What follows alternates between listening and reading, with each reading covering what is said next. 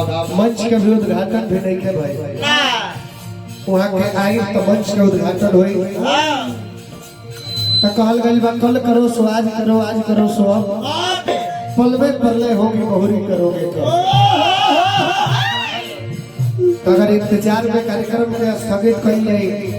तो सब लोग के दिल पर ठेस पहुंचे तो काफी क्लाउड बह जाए मंच के बिना उद्घाटन के ही हमने के कार्यक्रम शुरू करने वाली जा तो आप सबों के लिए हम लोग कुछ भी करने के लिए तैयार रहते हैं और एक कलाकार के लिए इससे बड़ा दौलत इससे बड़ा ख्याति कुछ नहीं हो सकता। जी जी हाँ वही हम बोले तो एक कलाकार के लिए इससे बड़ा कोई ख्याति नहीं होता, इससे बड़ा कोई दौलत नहीं होता और वो सिर्फ मेरे लिए ही नहीं वो किसी भी अन्य भाषा का गायक हो या किसी फिल्म इंडस्ट्री का नायक या खलनायक हो या किसी पार्टी दल सिंबल लोगों का नेता मंत्री अथवा विधायक हो, इन सबों के पीछे से अगर आप सबका वोट और सपोर्ट रूपी पावर हटा दिया जाए तो शायद देखो मुख्यमंत्री का भी रोड पर आवत टाइट ना लगे। सही बात है, गलती नहीं क्यों कहा तो हमने के निमने गावत नहीं जा आज दुगोला में हमरा प्रदुमन परदेसी जी आई बा तो प्रदुमन जी अपना मने कहस कि प्रदुमन परदेसी से बढ़िया केहू ना गावे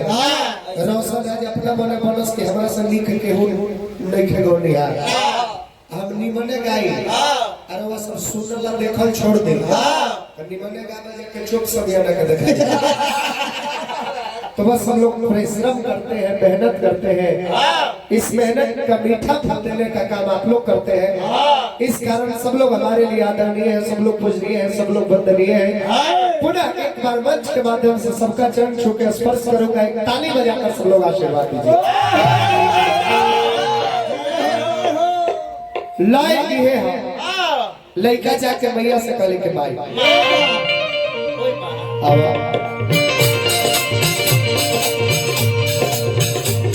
आरे तोहरे भरोसे बानी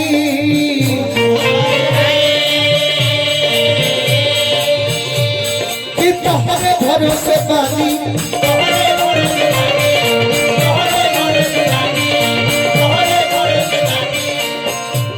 अगावतानी बिना आवाज के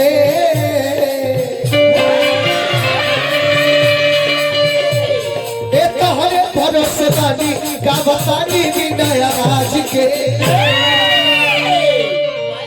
अरे तबीरा वाली मैया बचा तो हमारा लाज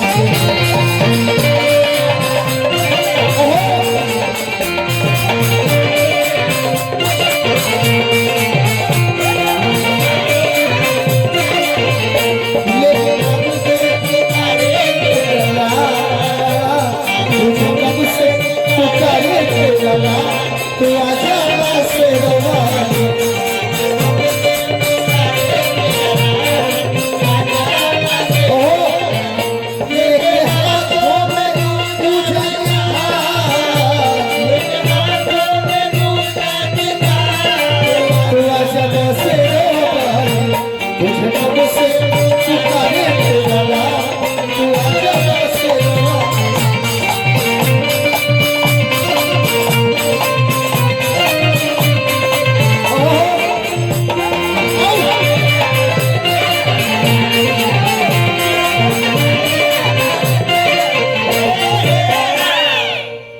ढेर लोग ये है सोच में व्याकुल हो कि YouTube पर देखले बनी के रोशन राज खूब उछल के नाचे प्रदुमनो परदेसी खूब बढ़िया नाचे आई जगह है कहीं के नाचे अभी हमनी के सुमरन तो हर चीज के एगो सीमा होला, हर चीज के दायरा होला और कोनो चीज रूल रूटीन से होला तो अच्छा लगेला। तो हम नाचते हैं, हम भी नाचेंगे और नाचने के लिए नृत्यांगनाएं भी आई हुई है, वो लोग भी अपना परफॉर्मेंस दिखाएंगे। लेकिन ये सुमिरन मंदिर हो तो जैसे अपने के घर बनावे नहीं तो एक मंडप में कई गुरु होला, एक मंडप में कितने प्रकार का रूम होता है। बाथरूम होता है जिसे हम लोग स्नान घर कहते हैं, गॉड रूम होता है जिसे देवता घर कहते हैं, और किचन रूम सेट रूम होता है जिसको किचन घर कहते हैं, गेस्ट रूम होता है जिसे अतिथि घर कहते हैं, बेडरूम होता है जिसे शयन कक्ष बोला जाता है। तो सब रूम से हट के एगो अलग दर्जा दिया जाला जौना के गॉड रूम यानी देवता घर कहल जाला। तो सुमिरन वंदना उहे चीज है, दूसरका तीसरका ताल नाचे कूदे खातिर बनल बा, बाकी सुमिरन जितना देर गावत नहीं उतना देर मन चंगा करके, मन के शांत करके, तब देवी देवता के ध्यान धर्म का उहे पूजा सफल होई। ना तो ही ना के मुख में राम बगल में छुरी आ पलपत पाई तो पतरी मुरी, लोग से देखा के राम नाम जप साज हो गई तो केहू के छरदवाली छत टप, ऐसे भगवान खुश ना होंगे। भगवान के खुश करे खातिर भगवान ही नहीं खल कहो कि हमरा में इतना समय दो 24 घंटा भजन करो ना, एक घड़ी में याद घड़ी यादों में पुलिया तुलसी संगत साधु के भरे कोटि अपराध। पास 1 घंटा समय बा उतने भजन करी, उतनो लेके आधा घंटा करी, उतनो लेके 15 मिनट 10 मिनट 5 मिनट, अगर 1 मिनट भी सच्चे हृदय सच्चे मन से आप भगवान का भजन कर रहे हैं तो उसका लाभ आपको बहुत ज्यादा मिलेगा। 1 मिनट भी मन चंगा तो कठौती में गंगा, अगर आत्मा शुद्ध मत एगो अगरबत्ती से भगवान खुश हो जाए, एगो लड्डू से सब देवी देवता के पूजाई हो जाए। आत्मा में छल कपट भरल बा, लड्डू के काउंटरो चढ़ा देबो तो कोनो देवी देवता खुश हो जाए। गलती ना नो तो नाचे लगे हाथ तक बात बा तो हम हूं नाचो, लेकिन अभी सुमिरन हाथ तक कायदा आज से 20-25 वर्ष पहले जेकर नाम मानस हंस गायत्री ठाकुर बतावल हो, हमनी के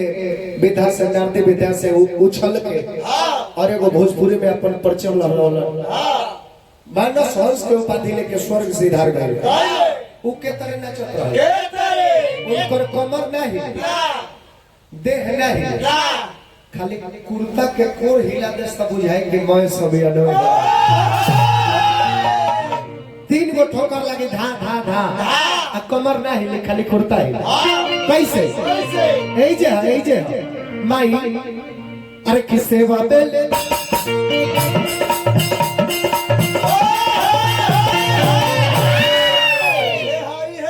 अरे कि हम कोनो नाचत नहीं के खाली हमारा कपड़ा हिला, लेकिन हमारा जितना बुझाता कि ये में मजा बनी उतना कष्ट हिलावला में मजा नहीं। मेहनत करना अच्छा है, लेकिन वैसे मेहनत मत करिए जो कि शरीर पे भार पड़े और सफलता आपको कम मिले।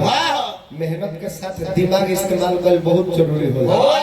दिमाग से मेहनत करो तरह आधा घंटा 45 मिनट में मेहनत हो थकबो ना, हर मुठाई से मेहनत करबो 5 मिनट में पसीने पसीने होके गलती नहीं खेलो हम ही गावत नहीं निमन से दिमाग से ना गए तब पता लगा कि 10 मिनट में हाथ फैला उहे अगर दिमाग से गावत नहीं तो 1 घंटा 2 घंटा लगातार गा दे तो हमरा कोनो अंतर पड़ेगा नहीं। गलती कहता नहीं तो ये भाव प्रदुमन जी है ध्यान दिया सुत गइल कार्य में ज्यादा तार न चलिए ताकती है ना तन देखता है पर ध्यान अच्छा अरे किस सेवा में ले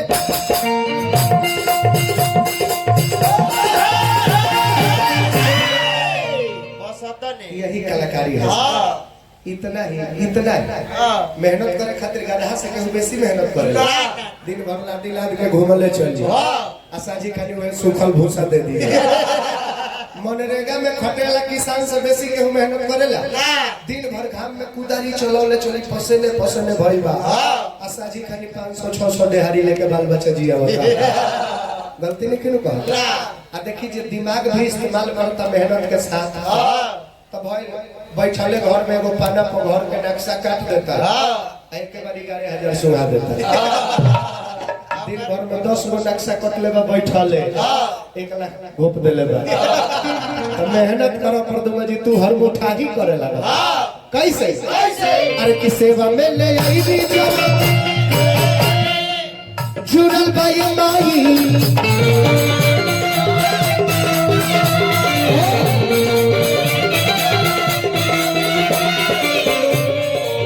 दर्शन के हु खाली हाथ दर्शन के हु खाली हाथ घूरल लाए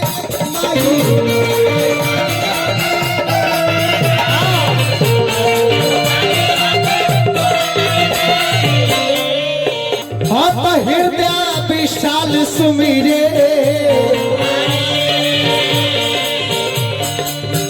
पानी राखो रोशन राज के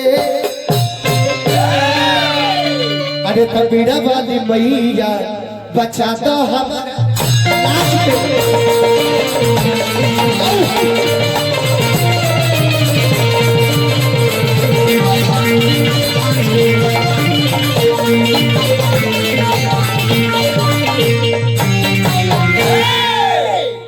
देखिए पुराने जमाने का गीत संगीत में और आज के गीत संगीत